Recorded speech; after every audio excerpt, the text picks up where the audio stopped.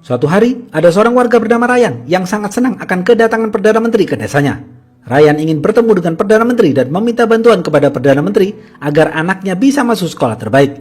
Saat Ryan dan anaknya berada di ruangan Perdana Menteri, terlihat Perdana Menteri sedang bertengkar dengan lawan politiknya dan tidak sengaja melukainya.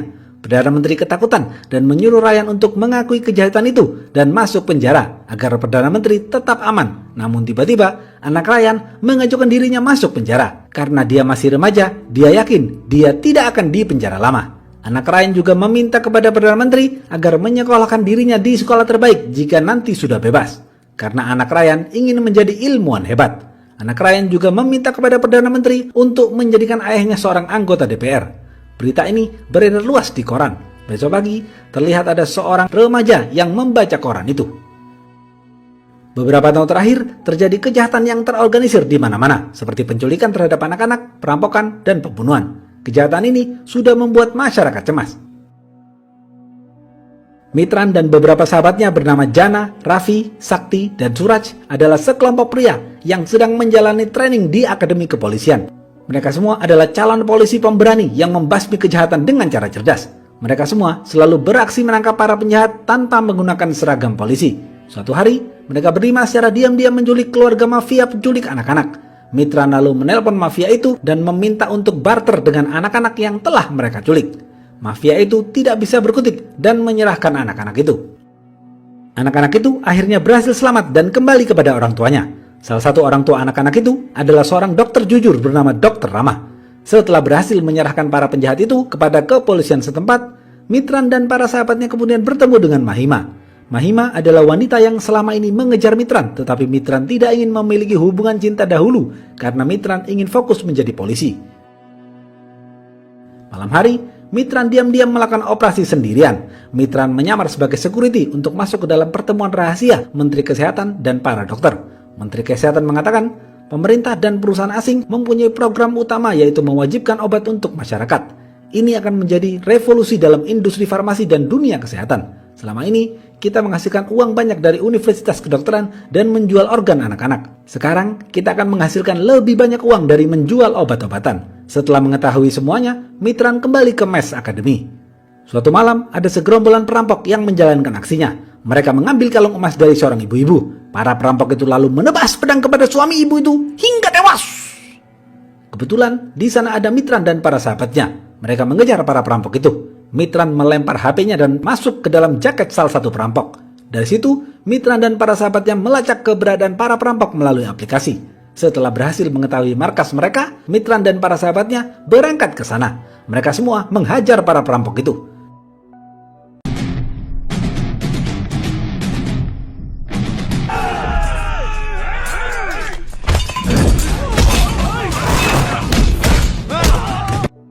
Mitran dan para sahabatnya menyerahkan para perampok itu kepada kepolisian setempat. Beberapa hari kemudian, Mitran dan sahabatnya kaget karena ternyata salah satu perampok itu adalah ajudan menteri. Jeder!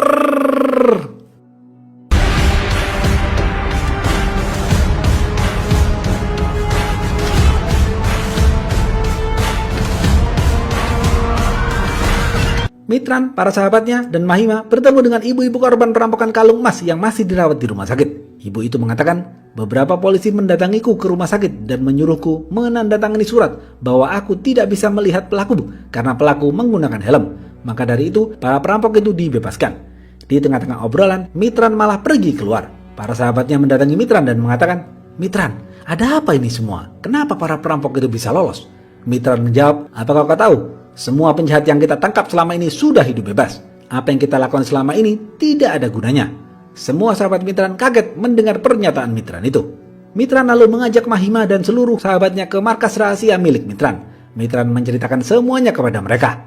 Mitran mengatakan, ruangan ini adalah hasil analisaku selama 10 tahun sejak aku membaca koran pertama kali tentang kejahatan. Sejak aku sadar bahwa para penjahat yang kita tangkap telah bebas, aku mulai melakukan analisa. Ternyata, pria yang membebaskan para penjahat itu adalah mafia bernama Semi. Semi dekat dengan para menteri. Semi juga pengusaha properti. Saat Semi akan membangun real estate besar di sebuah desa, ada aktivis bernama Ramar yang menolak. Akhirnya, Semi menyuruh para perampok itu membunuh Ramar tanpa menghilangkan jejak. Dari penjelasanku ini, siapa menurut kalian musuh kita? Perampok ini atau Semi yang mengatur semua ini. இப்ப சொல்லுங்கடா, நமக்கு எதிரி இவனா இல்ல இவனா? Aku juga menemukan kejahatan lain di bidang kesehatan. Bulan lalu ada 18 orang bayi meninggal di rumah sakit. Aku lalu bertemu dengan salah satu orang ibu yang bayinya meninggal. Ibu itu mengatakan bahwa ia sudah menyusui bayinya dengan benar. Tetapi saat bayinya sakit dan dibawa ke rumah sakit, bayi itu diberi obat dari rumah sakit dan meninggal.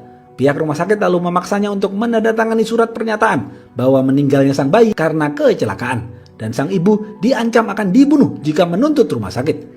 Setelah aku telusuri, ternyata 18 orang bayi itu sengaja dibunuh untuk dibuat percobaan obat baru. Di balik ini semua, ada kerjasama pemerintah yang diwakili oleh Menteri Kesehatan dan perusahaan farmasi asing. Ada dokter jujur bernama Dr. Rama yang ingin mengungkap ini semua. Tetapi para musuhnya dibantu para politikus sengaja menculik anak Dr. Rama agar Dr. Rama tutup mulut. Penjahat-penjahat kecil yang kita tangkap ini adalah anak buah para petinggi politikus dan orang-orang penting. Mereka semua berjumlah 15 orang, mulai dari para menteri, gubernur, wali kota, pengusaha properti, ulama bayaran, pengedar obat terlarang, dan lain-lain. Dari 15 orang itu, ada 3 orang yang memiliki peran penting dalam kejahatan ini. Pertama, Menteri Kesehatan yang menguasai universitas kedokteran, perusahaan farmasi, dan rumah sakit. Dialah yang mengatur kematian ratusan pasien di rumah sakit karena komplikasi obat. Kedua, Menteri Sumber Daya Alam. Dialah yang menjual aset bangsa kita ke negara lain untuk mengambil triliunan rupiah. Ketiga, Semi. Semi adalah bos para preman yang mempunyai bisnis properti dan mengatur orang-orang yang harus dibunuh agar tutup mulut. Lihatlah sekeliling kalian ini. Aku menganalisis semua kejahatan ini selama bertahun-tahun. Kesimpulannya adalah di dalam kejahatan kecil pasti ada orang-orang besar yang mengaturnya. Dan semua ini mempunyai satu motif, yaitu bisnis. இதில் இருக்கிற ஒவ்வொரு குற்றத்துக்கு பின்னாடியும் அந்த செயின் பறிப்பு மோசடி மாதிரி பல மடங்கு அநியாயங்கள் அடங்கியிருக்கு. Mitran yakin ada satu orang sebagai otak dari ini semua. Mitran ingin mencari tahu siapa satu orang itu. Malam hari, Mitran mengikuti Menteri Sumber Daya Alam dari belakang. Ternyata Menteri Sumber Daya Alam, Menteri Kesehatan, dan Semi sedang berkumpul. Mereka bertiga bertemu secara sembunyi-sembunyi di sebuah laboratorium. Mitran yakin mereka pasti bertemu dengan orang penting. Di sana juga ada Ryan yang dikenal sebagai orang yang sangat bahlul. Mitran terus mengikuti mereka berempat. Mitran menyelinap masuk ke atas lift dan melihat ada satu orang di ruangan itu yang ditakuti dan disegani. Orang itu memanggil Ryan dengan sebutan ayah. Ternyata dia adalah Sidat yang waktu masih kecil masuk penjara karena mengklaim kejahatan yang dilakukan Perdana Menteri.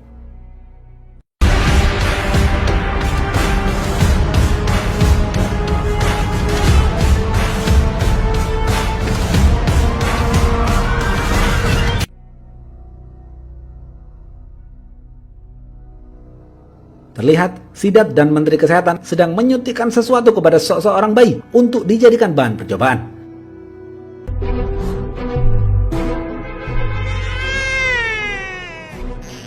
Ennada, don't cry. Mereka juga berencana membunuh Angelina, salah satu pemimpin perusahaan farmasi yang dikenal jujur. Keesokan harinya, Mitran melihat Sidat mendesak Perdana Menteri agar menyetujui kesepakatan mengenai obat yang akan Sidat sebarkan ke masyarakat untuk uji coba. Mitran kemudian bertemu dengan para sahabatnya. Mitran mengatakan, otak di balik kejahatan rumah sakit dan bidang kesehatan ini adalah pria bernama Sidat. Sidat adalah ilmuwan jenius yang banyak menerima penghargaan karena menemukan terobosan-terobosan baru. Tapi ternyata, terobosan-terobosan itu dijadikan ladang untuk berbisnis. Besok pagi, digelar acara kelulusan sekaligus penghargaan bagi Akademi Perwira Terbaik. Mitran mendapatkan hadiah penghormatan pistol dari Sidat di acara itu. Mr. Mitran receives the Home Minister's pistol from the chief guest. Beretta. Beautiful pistol. அதுவும் உங்க கையால. Setelah itu, Mitran resmi menjadi polisi dan mempunyai anak buah. Mitran ingin menangkap Sidat dan semua antek-anteknya, tetapi Mitran harus mempunyai bukti kuat untuk menjebloskan mereka semua ke dalam penjara. Mitran terus melakukan penyelidikan. Mitran bertemu dengan seorang broker muslim yang jujur bernama Imam Ali. Imam Ali mengatakan, betul Pak Mitran, ada transaksi triliunan yang akan disepakati di negara Swiss. Saya dengar mereka semua akan membangun pabrik rahasia di Pulau Mauritius. Kemudian Mitran bertemu dengan salah satu seorang manajer bank di Pulau Mauritius dan dia membenarkan adanya transaksi triliunan rupiah melalui bank tempat dia bekerja. Mitran kemudian bertemu dengan Dr. Rama. Dr. Rama mengatakan, Mitran, kau harus membuat Angelina menandatangani kesepakatan dengan Perdana Menteri. Karena jika tidak, obat sidatlah yang akan dijual di negara kita, yang akan membunuh banyak orang. Karena obat sidat yang beredar tidak terbukti bisa menyembuhkan penyakit, tetapi justru menyebarkan penyakit baru di dalam tubuh. Sidat pergi ke Swiss untuk menandatangani kesepakatan, sedangkan Mitran bertemu dengan Angelina. Mitran mengatakan, Bu Angelina, mafia dunia kesehatan bernama Sidat dan direktur perusahaanmu berencana untuk membunuhmu. Mereka akan melakukan merger perusahaan dengan nilai 13 triliun rupiah. Aku datang ke sini untuk memberikan perlindungan kepada ibu dan aku akan menangkap antek-antek Sidat di kementerian. Angelina setuju dengan tawaran Mitran. Mitran segera membawa Angelina ke tempat yang aman agar Angelina bisa bertemu dengan Perdana Menteri untuk menandatangani kesepakatan. Mitran memanggil Mahima untuk meminta bantuan. Mitran memerintahkan Mahima untuk memakai baju yang sama persis dengan Angelina dan bertukar mobil. Angelina lalu diantar anak buah Mitran ke tempat yang aman, sedangkan Mitran mengikuti mobil Mahima dari belakang. Terlihat pembunuh bayaran bersiap menembak Mahima karena mereka menyangka itu adalah Angelina. Pembunuh bayaran itu menembak mobil Mahima. Beruntung Mahima bisa menyelamatkan diri. Mitran dan anak buahnya berhasil menangkap pembunuh bayaran itu. Di saat yang bersamaan, anak buah Mitran menangkap Menteri Kesehatan dan Menteri Sumber Daya Alam. Mendengar hal ini, Sidat panik karena penangkapan para menteri itu bisa menggagalkan kesepakatannya di Swiss. Sidat lalu menelpon pembunuh bayaran bernama Vicky untuk membunuh Angelina. Sidat juga menelpon Menteri Keuangan untuk meminta uang agar kesepakatannya dengan perusahaan asing bisa berhasil. Tetapi Menteri Keuangan menolak dengan tegas. Sidat lalu mengancam Menteri Keuangan akan menyebarkan video asusilanya dengan anaknya, Miss India, jika tidak segera mengirim uang. Akhirnya, Menteri Keuangan terpaksa mengirim uang kepada Sidat. Mitran segera pergi ke tempat aman untuk bertemu dengan Angelina. Karena beberapa menit lagi, Angelina akan menandatangani kesepakatan dengan Perdana Menteri. Namun tiba-tiba, ada polisi pengkhianat yang masuk ke dalam dan menembak Mitran. Mitran jatuh tersungkur. Polisi pengkhianat itu juga menembak Angelina hingga tewas.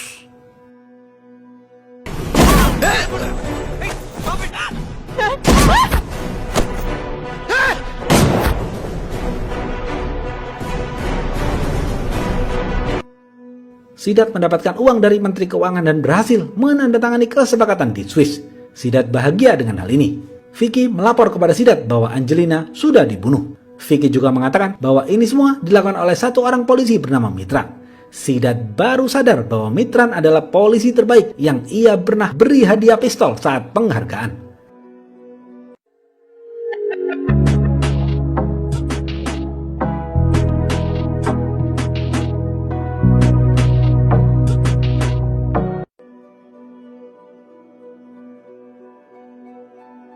Mitran lalu dibawa ke rumah sakit dan dioperasi. Saat di rumah sakit, ada pria bernama Kumar yang ingin bertemu dengan Mitran untuk menunjukkan bukti kejahatan Sidat.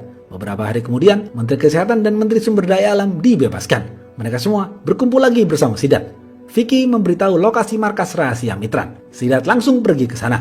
Di sanalah Sidat sadar bahwa Mitran adalah polisi cerdas yang ingin menghancurkan rencananya. Sidat lalu tidak sengaja memindahkan pin di tembok Mitran ke arah foto anaknya, Miss India. Sidat lalu memerintahkan dokter yang mau mengoperasi Mitran untuk meletakkan chip di dalam tubuhnya. Agar mulai saat ini, Sidat mengetahui gerak-gerik Mitran. Saat sudah sadarkan diri, Mitran sedih karena gagal menyelamatkan Angelina. Beberapa hari kemudian, Mitran diperbolehkan pulang. Mitran langsung melanjutkan penyelidikannya untuk menangkap Sidat. Tetapi mulai sekarang, Sidat bisa mengetahui apapun yang Mitran katakan. Mitran ingin bertemu dengan Kumar. Mahima bertanya kepada Mitran, siapa Kumar itu Mitran? Mitran menjawab, Kumar adalah pacar Mani. Mani adalah seorang apoteker, anak buah Sidat yang jujur. Mani merekam sebuah video yang menunjukkan kejahatan Sidat. Video itu Mani berikan kepada Kumar. Aku ingin mengambil video itu. Sidat kaget mendengar hal ini. Sidat tidak menyangka bahwa Mani yang telah ia bunuh memberikan video bukti kejahatannya kepada Kumar. Sidat mengikuti Mitran dari belakang. Sidat memberitakan Vicky mengambil SD card yang berisi video di rumah Kumar. Vicky lebih dulu tiba di rumah Kumar dan menghajar Kumar habis-habisan. Tetapi Kumar tetap diam dan tidak memberitahu di mana SD card itu. Mitran menunggu Kumar yang tidak kunjung datang merasa ada yang tidak beres. Mitran memerintahkan Jana untuk mengecek rumah Kumar. Jana langsung pergi ke rumah Kumar. Setibanya di sana, Jana dan Vicky terlibat baku hantam. Kumar lalu memberikan SD card itu kepada Jana.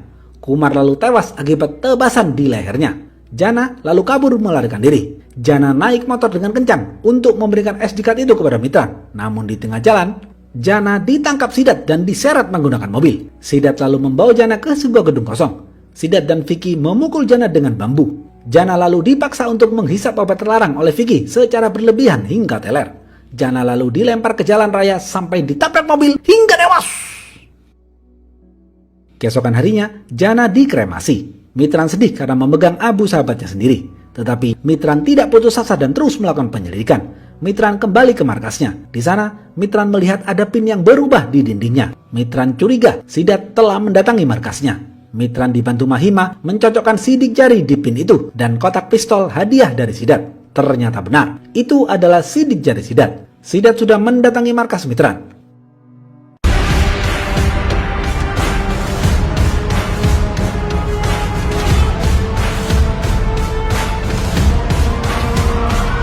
Mahima melihat ada foto anaknya Miss India dan Sidat. Mahima menelusuri hubungan anaknya dengan Sidat. Ternyata setelah Mahima telusuri, anaknya dan Silva, pacar Sidat sekarang, pernah bersaing dalam perebutan Miss India.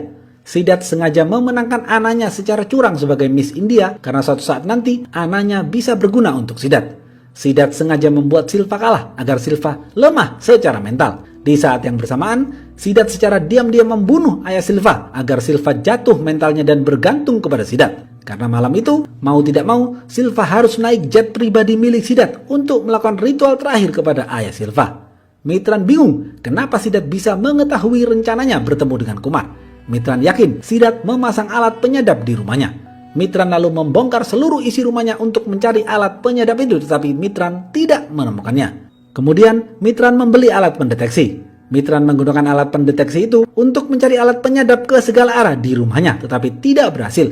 Mitran marah lalu membuang alat pendeteksi itu. Tiba-tiba saat Mitran mendekati alat pendeteksi itu, alat itu menyala. Saat Mitran menjauhi alat pendeteksi itu, alat itu tidak menyala. Mitran baru sadar, ternyata alat penyadap itu ada di dalam tubuhnya.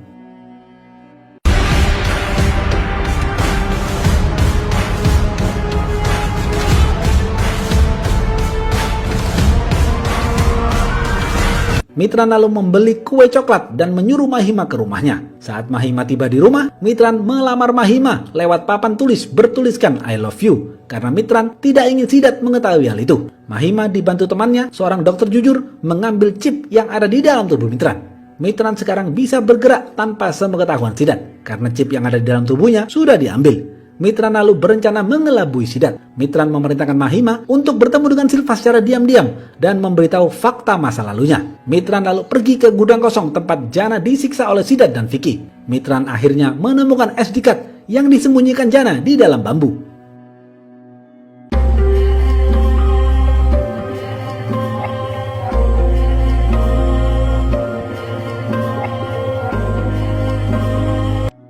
Mahima bertemu dengan Silva dan memberitahu segalanya kepada Silva. Mulai dari Silva sengaja dibuat kalah dalam ajang Miss India dan ayahnya sengaja dibunuh oleh Sidat. Silva menangis dan berbalik membenci Sidat.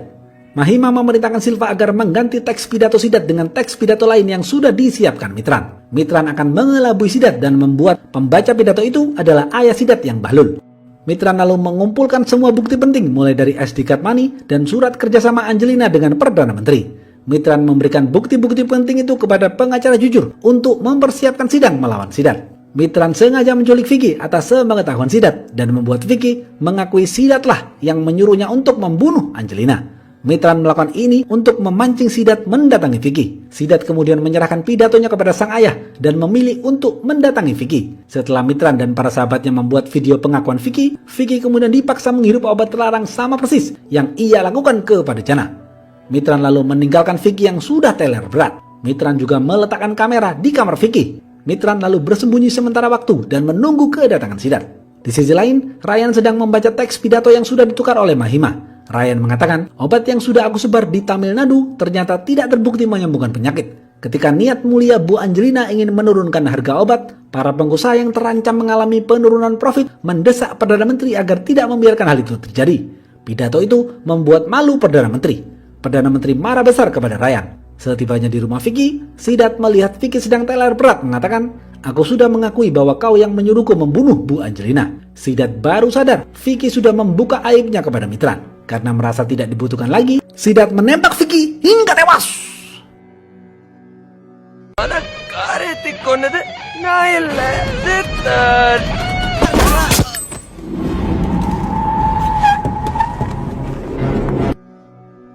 Mitran lalu berpura-pura datang terlambat agar terlihat seakan-akan Mitran gagal mengamankan Vicky. Mitran lalu mengambil kamera yang ia simpan di lemari sebagai bukti kuat Sidat membunuh Vicky. Kemudian, Sidat ditelepon oleh Menteri Kesehatan bahwa Ryan mengatakan pidato yang memalukan. Sidat langsung pergi untuk bertemu dengan ayahnya. Sidat marah kepada ayahnya. Sidat kemudian menyuruh Semi untuk membunuh ayahnya sendiri. Malam hari, Ryan menaiki mobil dan berusaha keluar. Beberapa saat kemudian, mobil Ryan meledak. Semi lapor kepada Sidat bahwa mobil Ryan sudah meledak. Sidat senang karena ayahnya sudah tewas. Sidat kemudian bertemu dengan Perdana Menteri dan menuduh Perdana Menteri telah membunuh ayahnya. Perdana Menteri ketakutan dengan tuduhan Sidat. Sidat mengatakan, "Pak Perdana Menteri, jika kau tidak ingin berita ini tersebar di media, kau harus menuruti perintahku. Kau harus mewajibkan seluruh warga India menggunakan obat yang aku jual. Kau harus membuat aturan dunia kesehatan yang menguntungkan perusahaanku. Dan aku ingin diadakan upacara penghormatan kepada mendiang ayahku." Perdana Menteri terjebak dan tidak bisa mengatakan apapun. Besok pagi, upacara penghormatan digelar untuk almarhum Ryan. Acara itu dihadiri oleh Mitran, para sahabatnya, Perdana Menteri, dan Sidat. Sidat terlihat tersenyum bahagia karena sebentar lagi ia akan menjadi raja di dunia kesehatan. Sidat lalu memegang abu ayahnya. Tiba-tiba, Mitran maju ke depan dan menangkap Sidat di depan Perdana Menteri. எல்லா பெரும்புள்ளிக்கும் ஒரு முற்றுப்புள்ளி இருக்கும்.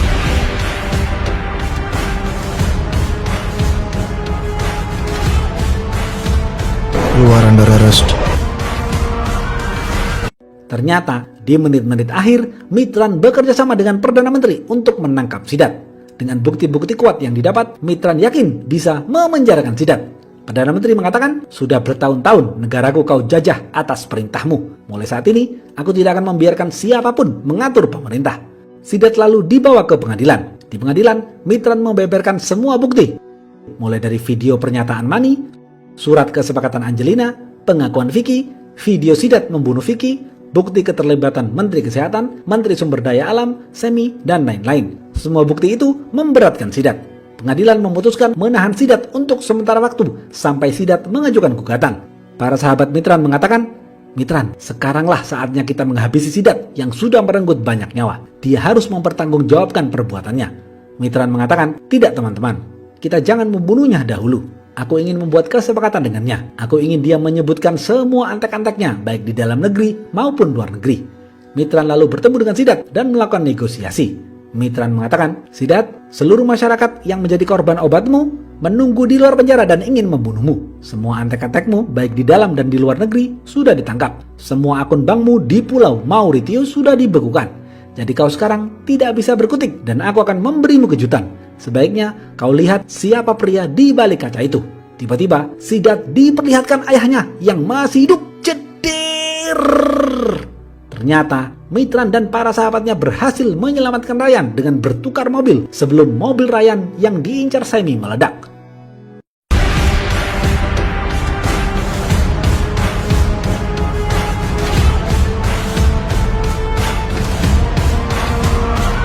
Sidat malu melihat hal ini. Sidat tidak bisa berkutik. Ternyata abu yang ia pegang di upacara penghormatan itu bukan abu ayahnya, tetapi abu Jana, sahabat Mitran. "Sidat, jika kau ingin tetap hidup, kau harus menyebutkan semua antek-antekmu, mulai dari oknum pemerintah, kepolisian, dan lain-lain. Aku akan melindungimu saat melakukan konferensi pers. Kau akan memakai baju anti peluru. Aku beri waktu kau untuk berpikir sejenak." Akhirnya, Sidat setuju dengan tawaran Mitran. Sidat berjalan keluar dan bersiap melakukan konferensi pers untuk membongkar semua antek-anteknya selama ini. Mitran senang dengan keputusan Sidat. Terlihat, di sana ada beberapa orang yang berusaha membunuh Sidat, tetapi Mitran dan para sahabatnya berhasil menggagalkan upaya pembunuhan itu. Namun tiba-tiba, Silva datang dan menembak Sidat. Ternyata, Sidat sengaja tidak memakai rompi anti peluru.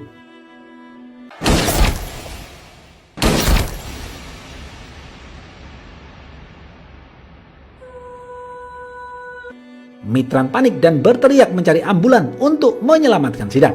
Sidat yang sedang sekarat mengatakan kepada Mitran, "Mitran, semua antek-antek yang bekerja sama denganku ada di SD card yang aku simpan di dalam rompi anti peluru. Dengan itu kau bisa mengungkap semua kejahatan ini. Aku melakukan ini semua bukan untuk negaraku, tetapi karena kau yang memintanya. Kau adalah penegak keadilan yang sejati. Beberapa menit kemudian, Sidat tewas di tempat.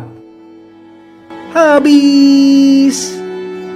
Apa pesan dari film ini? Di setiap kejahatan kecil, pasti ada orang-orang besar yang mengaturnya untuk dijadikan lahan bisnis.